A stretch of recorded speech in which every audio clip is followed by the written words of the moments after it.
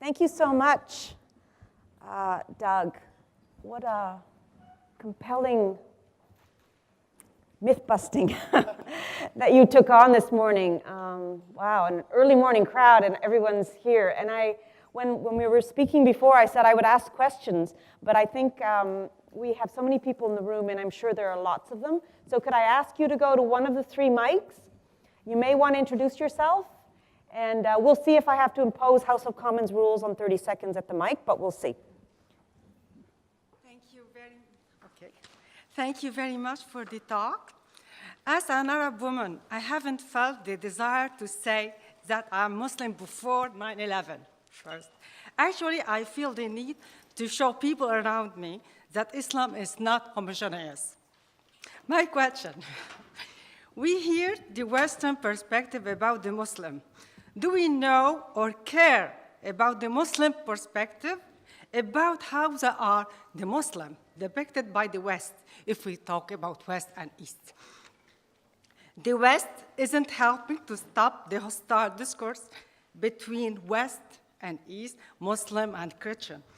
Why do Muslims, we should ask ourselves, why do Muslims leave their home countries dislike of certain version of Islamic, etc., only to encounter new problems in Western receiving countries? Thank you. Thank you. So you're asking what? I think your core point is that Muslims are often emigrating to the West, not because they embrace the ideas that they come from, but because they are seeking a life here, and they're surprised to find that people on the receiving end believe that they must be loyal to some other constituency. No, because my question first, do we know the Muslim perspective? What do they think Muslim about how they are depicted by the West? How they are all the time stereotyped as terrorists, as backward first. And second, many Muslim people that are agnostic, atheists, or Muslim without being fanatics, and they are very tolerant, and they are running away, they are leaving their country because they are encountering in their homeland another version of fanatics, Muslim people. We have to look at these things. Yeah, well, that's the core question here and I think you have to have some patience with people in the West to a certain extent, in that as I pointed out, it has been many generations since there was any substantial numbers of members of a religious minority immigrating to the West in such an identifiable and concentrated number. Now, the numbers are actually, as I said, they're much smaller than people think they are, and so on. We're not being overwhelmed by a tide of people flooding out of overpopulated countries. Quite the contrary, in fact. This is not 1913. This is not the waves of people fleeing the pogroms and so on. But people are going to respond to newcomers who look different and who have different religious beliefs and so on, with curiosity.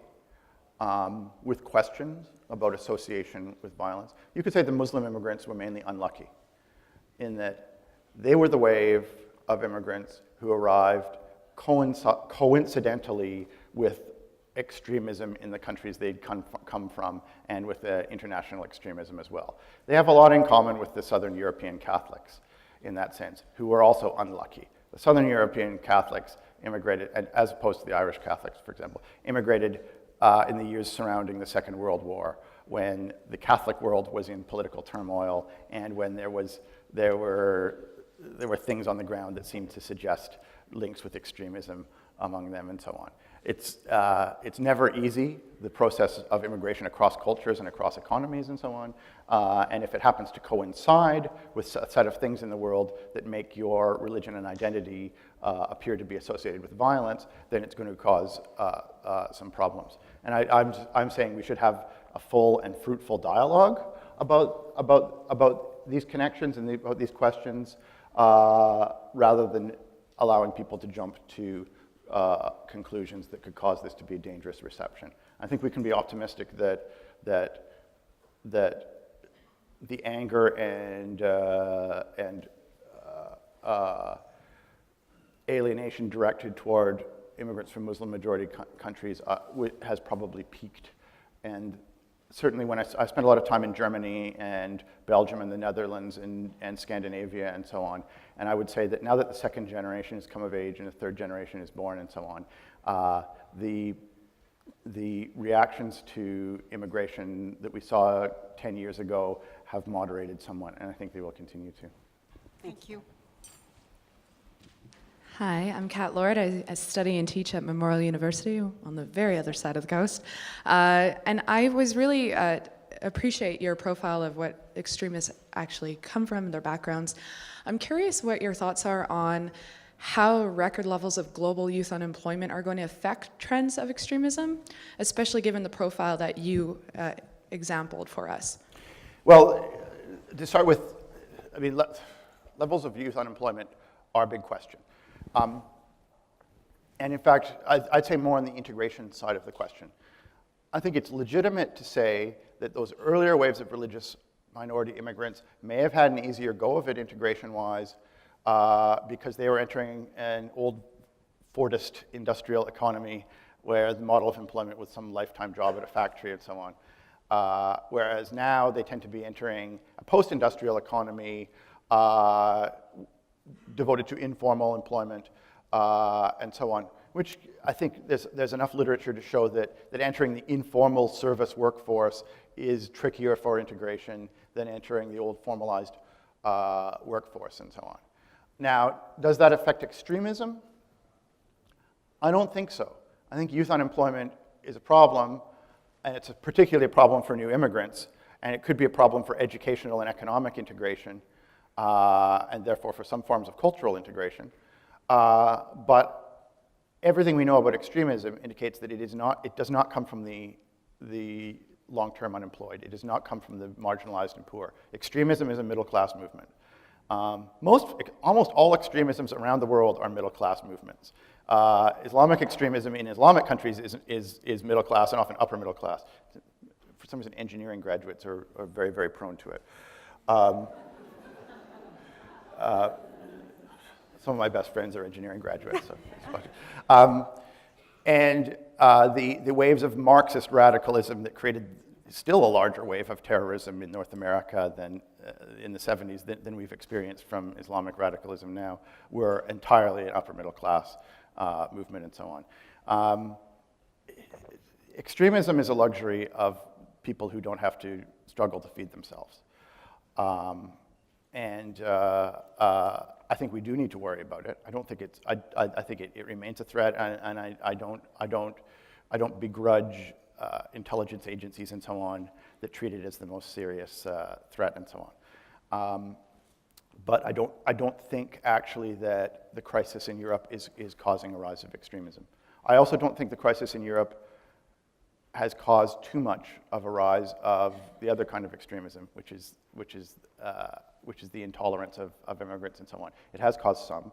Those parties in Northern Europe, almost every Northern European country had a third place party that was devoted as a single issue anti-Muslim immigrant party. They peaked and sort of fizzled. Geert Wilders in the Netherlands, with the shock of blonde hair and so on, his moment fizzled. His party's support sort of collapsed. He started deciding that it was Slavic immigrants who were the real threat to civilization and so on. And Britain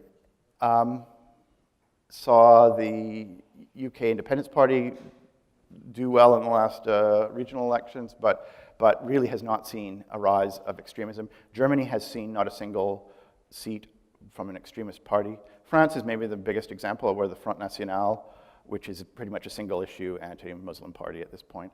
1 out of 5 French voters voted for it in the first round of last year's presidential elections, which is a little bit alarming. And we could speak about Greece and Hungary and so on as well. But on the whole, neither form of extremism has really been produced out of the economic crisis in the way that we thought it would be so far, knock on wood.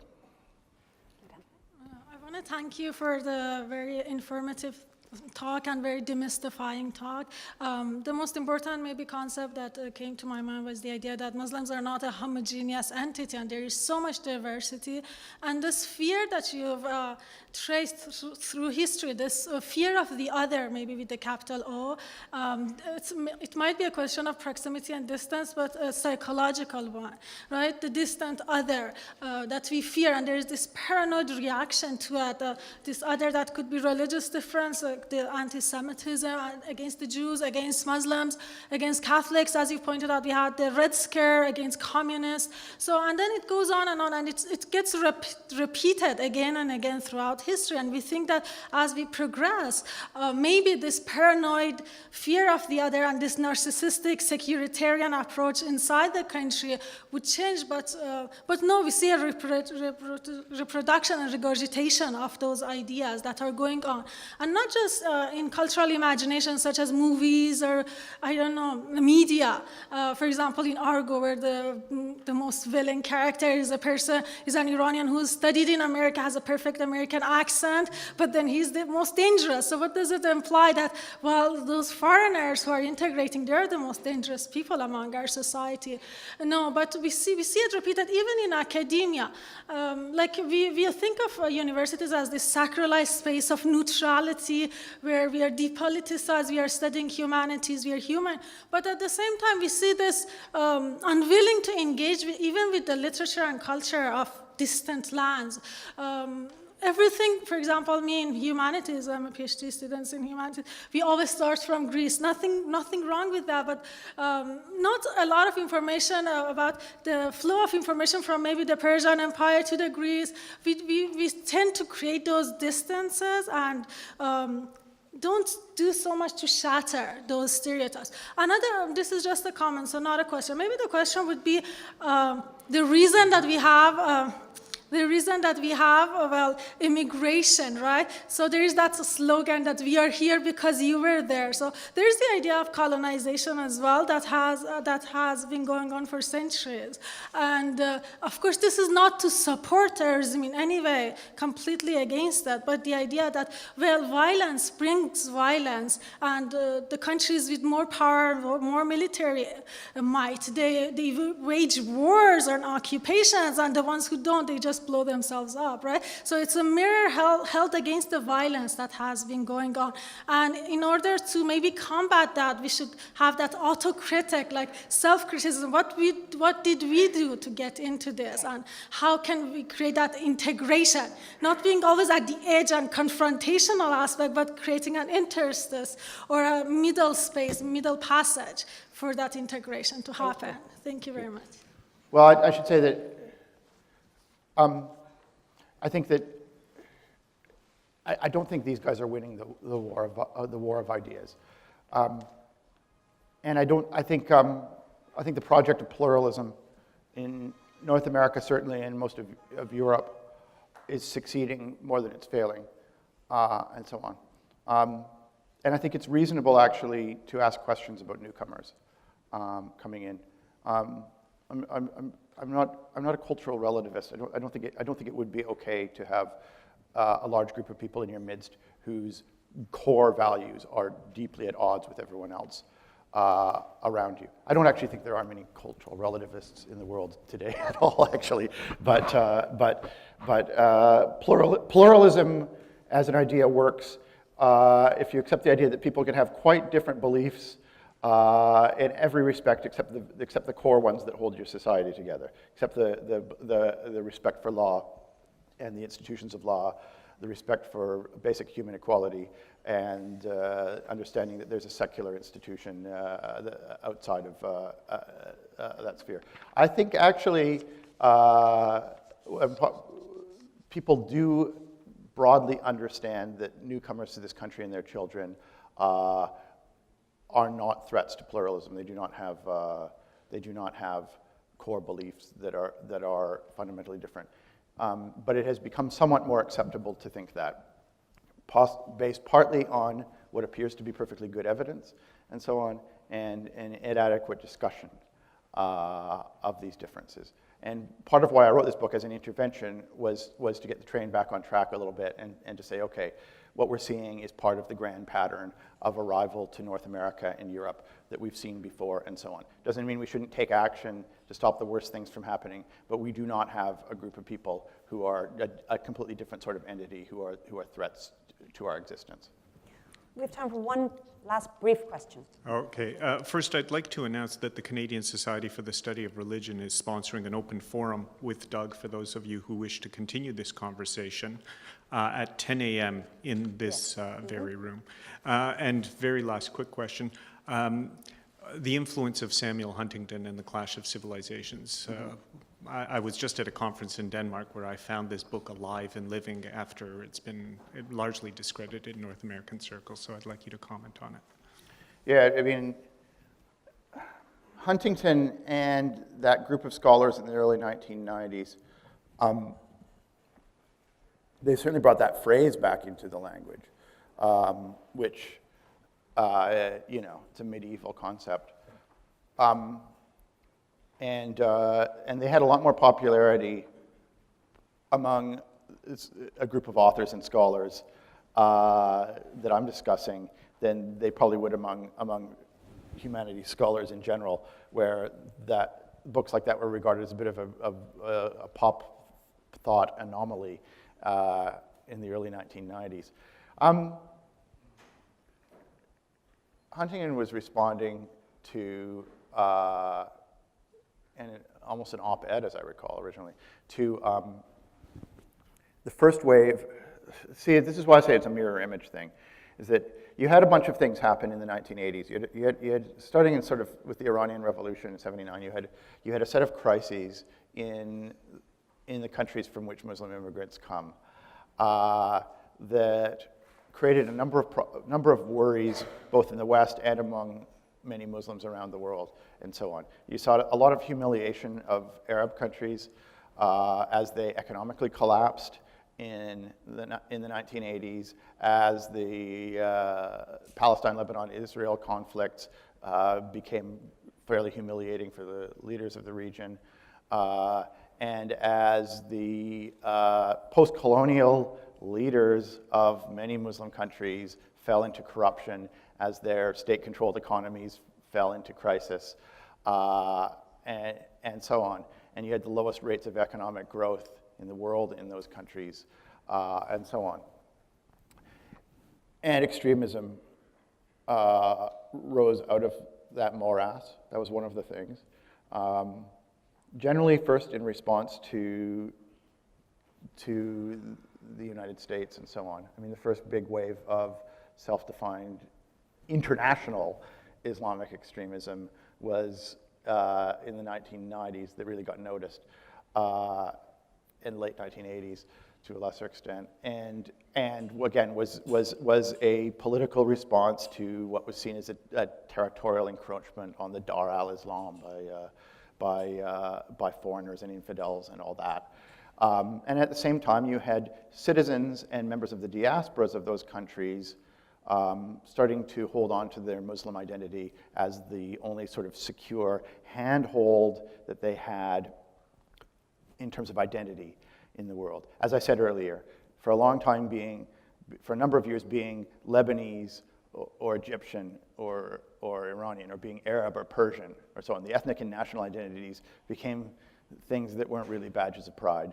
And Muslim as a flag became a substitute for that. So you had those two things happening in the world: the self-identified Muslim, who often was willing to at least pay lip service to the ancient idea of a civilization, and a number of Westerners who, shocked by some of the events happening, particularly in the Arab and Persian corners of the Muslim world,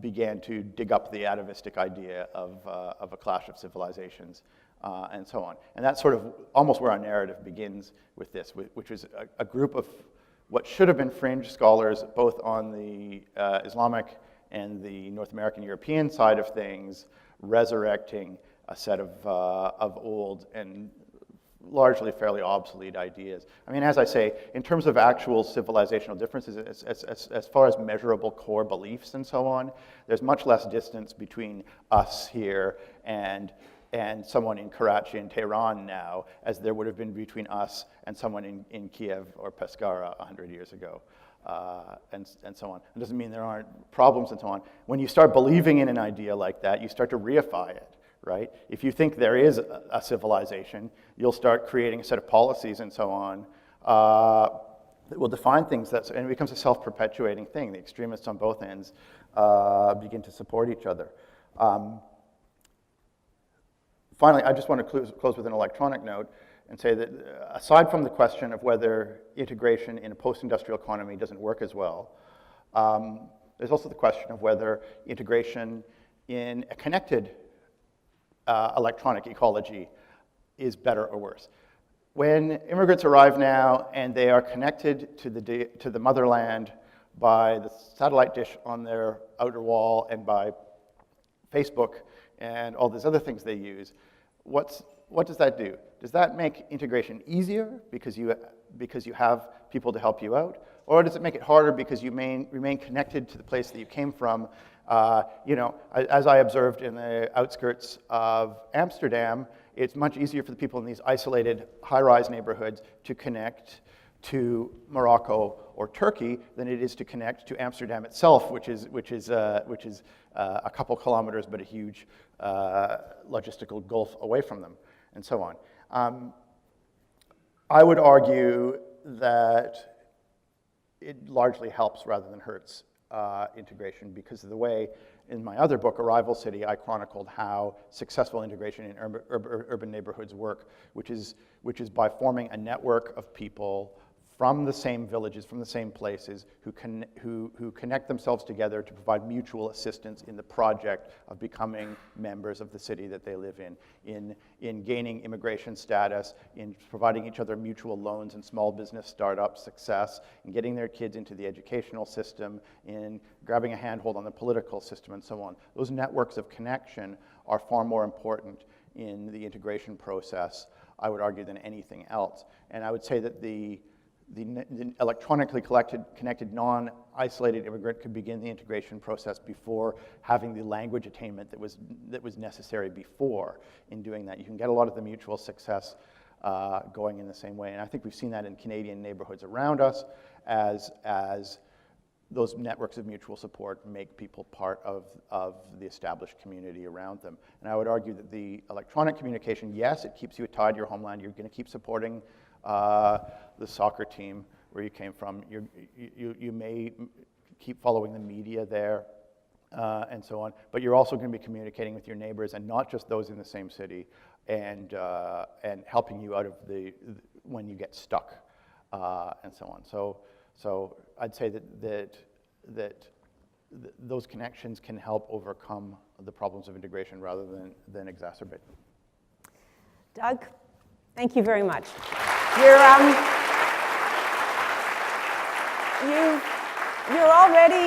already a poster boy for our big thinking lecture series, but I'd like to suggest that you're also a poster boy for social sciences and humanities scholars. You've combined the sensibilities of humanism, the sharp evidence gathering of social science in this very, very important contribution. And boy, you're a great storyteller too. Thank you so much. I now would ask the Dean of Humanities, John Archibald. He has a small gift for you.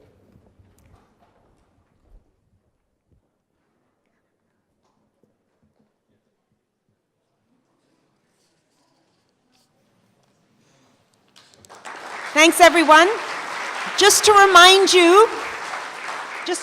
you that Doug will now do two things. He's staying with us. We have our paws on him for the rest of the morning. He's going to be signing books in the lobby, past the double doors, underneath the totem pole. So just look for the totem pole.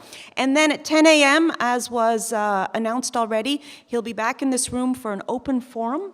So if you have more questions, and I'm sure you do, you'll be able to engage in a more informal way with Doug Saunders then. I'd like to thank the Association of Universities and Colleges of Canada, the sponsors of our big lecture series, as well as the Canada Foundation for Innovation, the University of Victoria, who provided this beautiful space on the campus and for our translation.